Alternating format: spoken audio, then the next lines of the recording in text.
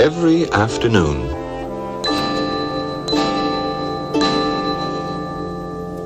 As they were coming from school, the children used to go and play in the giant's garden.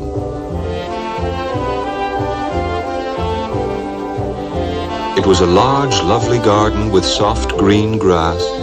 Here and there over the grass stood beautiful flowers like stars.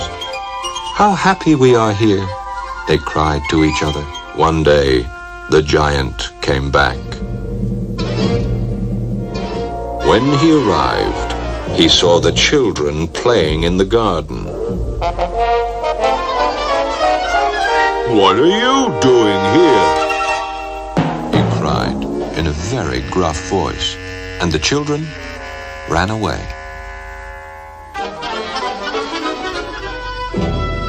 "My own garden is my own garden," said the giant.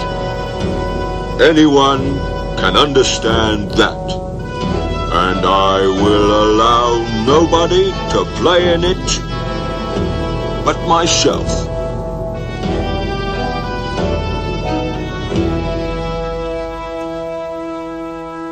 So he built a high wall all around it and put up a notice board.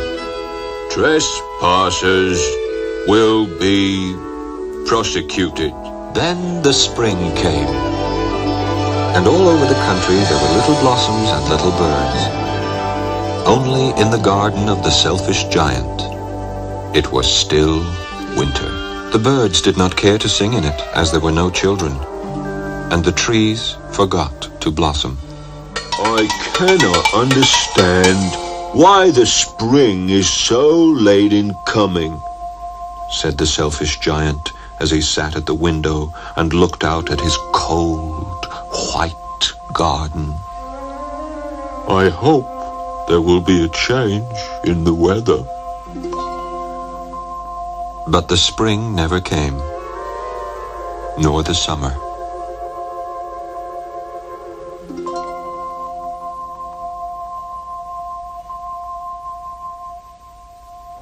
One morning, the giant was lying awake in bed when he heard some lovely music. And he jumped out of bed and looked out. What did he see? He saw a most wonderful sight. Through a little hole in the wall, the children had crept in, and they were sitting in the branches of the trees. In every tree that he could see, there was a little child. And the trees were so glad to have the children back again that they had covered themselves with blossoms and were waving their arms gently above the children's heads. The birds were flying about and twittering with delight, and the flowers were looking up through the green grass and laughing. It was a lovely scene, only in one corner it was still winter. It was the farthest corner of the garden, and in it was standing a little boy. He was so small that he could not reach up to the branches of the tree, and he was wandering all around it, crying bitterly.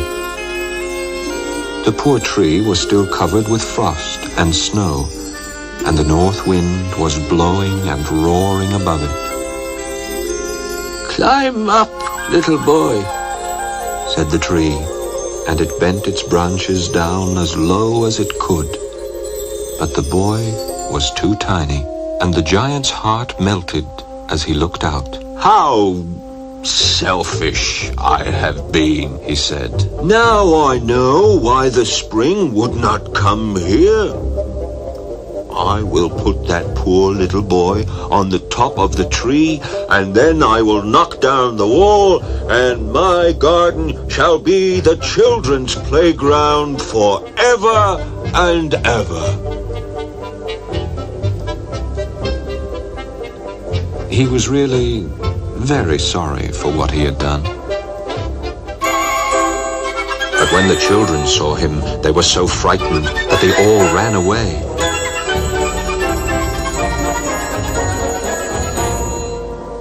And the garden became winter again.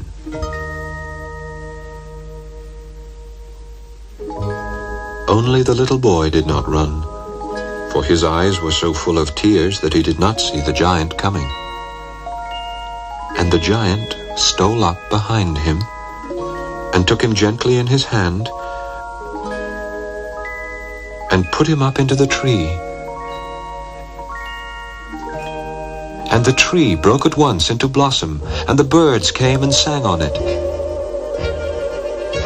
And the little boy stretched out his 2 arms and flung them round the giant's neck and kissed him.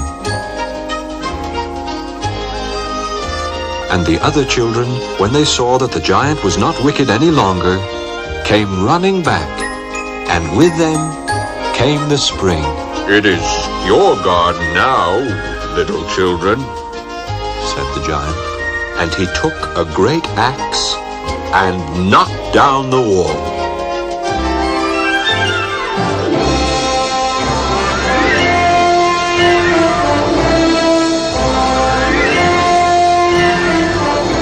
All day long they played, and in the evening they came to the giant to bid him goodbye. "But where is your little companion?" he said. "The boy I put into the tree." The giant loved him the best because he had kissed him. "We don't know," answered the children. "He has gone away." "You must tell him to be sure and come tomorrow," said the giant. But the children said that they did not know where he lived and had never seen him before. And the giant felt very sad. Years went over, and the giant grew very old and feeble. He could not play about anymore, so he sat in a huge armchair and watched the children at their games and admired his garden. "I have many beautiful flowers," he said. "but the children are the most beautiful flowers of all." One winter morning, he looked out of his window as he was dressing. He did not hate the winter now, for he knew that it was merely the spring asleep, and that the flowers were resting. Suddenly, he rubbed his eyes in wonder and looked and looked. It certainly was a marvelous sight. In the farthest corner of the garden was a tree quite covered with lovely white blossoms. Its branches were golden, and silver fruit hung down from them, and underneath it stood the little boy he had loved. Downstairs ran the giant in great joy, and out into the garden. He hastened across the grass and came near to the child. And when he came quite close, his face grew red with anger, and he said, "Who hath dared to wound thee?"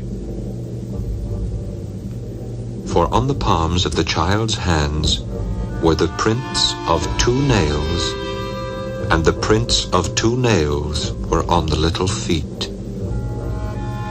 "Who hath dared to wound thee?" cried the giant. "Tell me that I may take my big sword and slay him."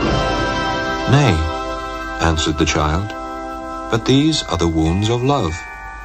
"Who art thou?" said the giant.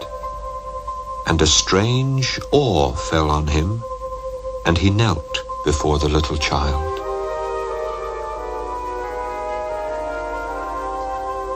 And the child smiled on the giant and said to him, "You let me play once in your garden. Today you shall come with me to my garden, which is paradise."